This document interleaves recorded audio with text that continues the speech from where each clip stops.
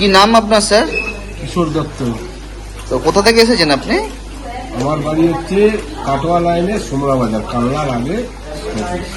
তো কি সমস্যার জন্য এসেছিলেন এখানে? আমি এখানে কিডনির জন্য আমি এসেছি পেশেন্ট। আমার কিডনি, প্রেশার, সুগার তিনটেই আছে। তো এখানে যে আপনি থেরাপি নিচ্ছেন, তো থেরাপি নেওয়ার পর কি আপনার ভালো মনে হচ্ছে?